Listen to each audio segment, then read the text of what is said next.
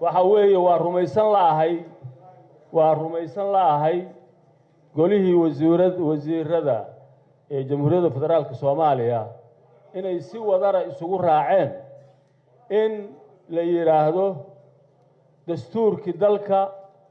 uu ku dhaqmahayay maalintaynu xorriyadda qaadanay ilaa maantay xagga ha la iska dhigo ha lagu tunto qof ajnabiga dartiis hal qof oo ajnabiga dartiis waxay arrintaani xasuusinaysaa dowladdii ka horreysay oo saxiixday EU-du xafiisyo ay ka dhisanayso meesha la yiraahdo xalane markaasaa waxaa ku yaala heshiiska lala galay EU-da qof Soomaaliya kama shaqayn karo xafiisyada markii la dhiso ama ha haysto baasaboor ajnabi ah ama yuusan haysan qof Soomaali u dhashay kama shaqayn karo mudane gudoomiye warqadaani waa khiyaano qaran weeye warqadaasi waa khiyaano qaran baarlamaanka ogaada 275 baynu nahay waxaan ka wakiilnahay in ka badan 15 milyan oo dadka waa la yareeyaa Soomaalida ah dhowr iyo 20 milyan baan dadkaas xuquuqdoodii weeye waxa maanta laga hadlayaa wax badan baan u saburay waxaan u saburaynay waxay ahayd dawlad jacayl bay ahayd yaan wax been baa la lahaa maalin walba in lagu xadgudbo hanti iyo maamul iyo xeerar iyo dastuur shacbiga Soomaaliyeed oo sidii la rabo loo maamusho shalay bay ahayd 333 kilomitir oo badda Soomaaliya baa waxaa la bixiyay 150 sharikadood oo Shiinaysa la siiyay waa nimankii soo xaalufiyay meesha la yiraahdo West Africa badda 6 bilood bay ku soo xaalufiyeen kuwaas baa faraha laga saaray waa aamusnayn maanta in la yiraahdo haddana in la yiraahdo maantay dastuurkii dalka u yeelay muwaadin Soomaali in laga tirtiro la yiraahdo muwaadin Soomaaliyeed baa u tartami kara la tirtiraya xeerka kan halkan ku qoran oo 117 wuxuu leeyahay muwaadin Soomaaliya kaliya oo qualified baa u tartami kara Central Bankiga kaasa la tirtiraya tirtira xilibaan waxaanu ku taariikhaysanaanaynaa inaanu galay khiyaano qaran shacbiga Soomaaliyeed doqonno maaha waana maqlahayaan markhaati bay ka yihiin ilaahay baa markhaati ka ah waxa weeye xuquuqda ay leeyihiin idinkoo 270 oo wakiilka ah ha baabi'inina hana tirtirinina waa maasan second gareeyo aan taageero mudane gudoomiye sidaad ka warqabtidba dhammaan golaha shacabka aan ka warqabno arrinta maanta golaha shacabka hortaalo waxa laga fidiyay propaganda aan caadi ahayn oo aniga aragtidayda ay qaran dumis aysan ka yarayn mudane gudoomiye waxa la fidiyay sheeko ah qof ajnabiya ayaa la qoran rabaa xildhibaanada taagan fadlan fadhiista idinkoo mahadsan markuu xildhibaan hadlayo ujeedada ma aha qof ajnabiya la qoranayo ujeedadu waxa waaye mudane gudoomiye in dawladda Soomaaliyeed ay ku biirto dunida markay timaado mowqifka noocaas positionka noocaas oo kala adduunku waa furfuran yahay bangiyada dhexe ee adduunkuna waa bangiyo isku furan macnaheedu ma aha in bangigeena ilaa xorriyad qaadanay qof Soomaaliya maamulayay weligiisna sharaf iyo qiimo lahaa haddana sidoo kale ayuu qiimo lahaanaya laakiin inaan adduunka la jaan qaadno waa waxa xukuumadda ay soo jeedisay waxaan doonaynaa inaan adduunyada ku biiro adduunyadana ay nala xisaabtanto sida ka warqabti mudane gudoomiye bangiga dhexe ma u adeego danaha Soomaalida oo kaliya waxa xil ka saaran yahay danaha regionka danaha qaaradda iyo danaha adduunka ayadoo marka taa laga taaba qaadayo adduunyaduna ay rabto si duruufaha aan ku jirna aan uga baxno inay nala xisaabtanto waxaa laga maarmaan noqotay in soo jeedinta maanta baarlamaanka golaha shacabka hortaalla la keeno waxaan rabaa mudane guddoomiye inaan ummadda Soomaaliyeed iyo golaha shacabkaba ay u caddaato in ujeeddadu aysan ahayn qof ajnabi in la qoro waxyaabaha ku qoraa muxuu ahaa website-yada oo magaca iyo masawirku xitaa kala duwan yihiin qof cad ayaa inta la iska soo qaataa magacna loo bixiyaa waxa leeyahay ninkaan ay qoran rabaan waxaas waxa weeye golaha shacabka way ka aragti dheer yihiin waana ka fiiro dheer yihiin waana ka laxaj cilo bad yihiin madaxweyne guddoomiye aragtidaydu waxa waaye inaan maantay xukuumadda si adduunka ay ula jaan qaado loo ansixiyo arrintaasna loo meel mariyo waana mahadsantahay mudanayaal waxaa maanta layna hor keenay xeer maamul oo run ahaantii aynanu garanaynin ujeeddada laga leeyahay wasiirkii iga horreeyey xildhibaan goodax wuxuu ku tilmaamay brobaganda warka la fidiyey I hope inuu brobaganda yahay waxaan rajaynayaa inuu warkaasi brobaganda yahay inuu saxayn waayo qarankan oo 60 sannadood ku dhowaad jiray oo jagooyinka dalka in la Soomaaliyeeyo ay lixdameeyadii go'aanka la qaatay in dib loo celiyo oo nin ajnabi ah bangiga Soomaaliyeed loo dhiibo iyadoo ay jiraan kun Soomaaliya oo run ahaantii aqoontii iyo kartidii iyo hufnaantiiba leh oo ka soo shaqeeyay baanan caalami ah oo hay'ado caalami ah ka soo shaqeeyay waxay la tahay inay ayaan darre iyo guul darre weyn noqonayso haddii xeerkan laynoo keenay ujeeddadiisu yahay nin ajnabi ah in la magacaabo qodob ku jira xeerkan laynoo soo jeediyey wuxuu leeyahay iyadoo aan waxba loo dhimaynin sharciga number 130 boqoliyo30 ee 22 April 2012 qodobka 12aad fakhradiisa koowaad xarafka ah Board of Directors-ka ama guddiga agaasinka wuxuu leeyahay qofkaasi waa inuu Soomaali noqdaa qodobkan wuxuu leeyahay waxba loo dhimi maayo haddana wuu sii socdaayo wuxuu yidhi waxa loo ogolaaday guddiga xulista xubnaha guddiga agaasinka bangiga inay soo xulaan qof kasta oo ugu dhibca sareeya karti ahaan aqoon ahaan khibrad ahaan iyo hufnaan jagada guddoomiyaha qof kasta oo Soomaaliya waa in halka ay ku jirtaa go'aan sharcigu waa cad yahay sharcigu wuxuu leeyahay waa inuu qofkaasi Soomaali noqdaa sharcina oo dalkan u yaalaana ma bedeli karo xeer maamul ma bedeli karo sharciga dalkan u yaala oo baarlamaankii inaga horeeyay ee sharafta badnaa ay mariyeen aniga waxay la tahay inay qalad weyn tahay haddaynu waxaan marino golahan shacbiguna uu ku qiimo beelaya xukuumadda iyo madaxweynahana dhaawac weyn baa soo gaaraya maanta xaaladda uu ku sugan yahay inaan ogaan bangigeena waxaa maamula 4.5 wax la yiraahdo ilaah baan idinku dhaariyay ilaa baarlamaankii 8aad waxa bangigaas lagu soo xulaayay wax la yiraahdo 4.5 ninka ka hadlay maanta muwaadinimo iyo wax walba ka hadlay ee dalan u dhaqanaale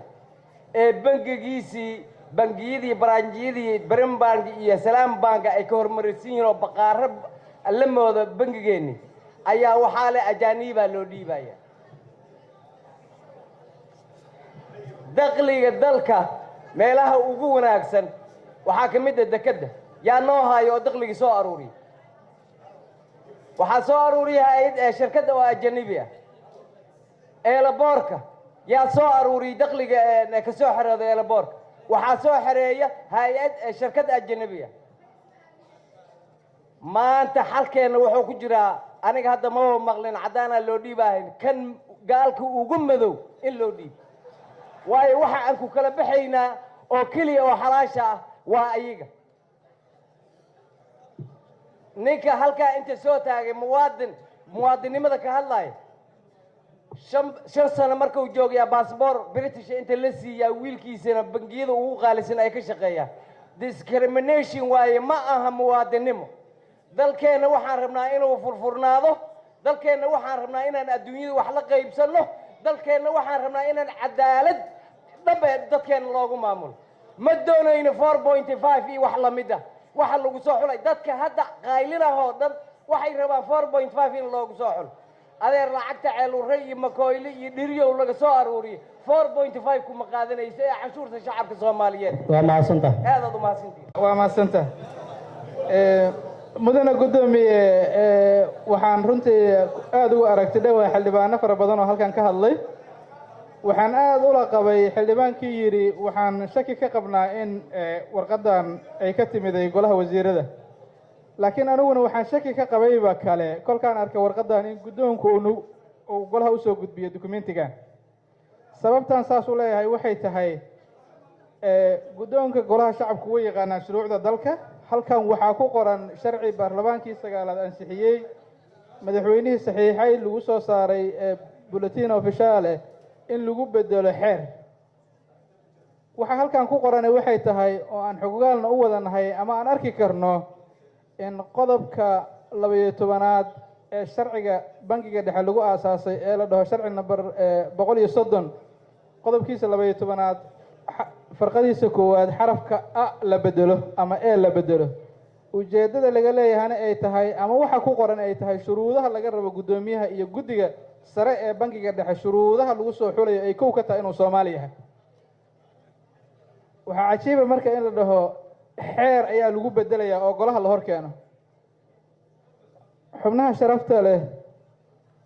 waxay sharaf dhac ku tahay golaha shacabka Soomaaliyeed inuu ka doodaba ma ahayn waxay ahayd in haddii la rabo sharciga la bedelo xaq ayay leedahay xukuumaddu inay soo proposal garayso in sharci hore u jira wax laga bedelo ama amendment lagu sameeyo balse waxaa jira habraac loo maro sharci hadda wax laga bedelayo oo amendment lagu sameeyo ma ahan waa sharci lagu bedelayo xeer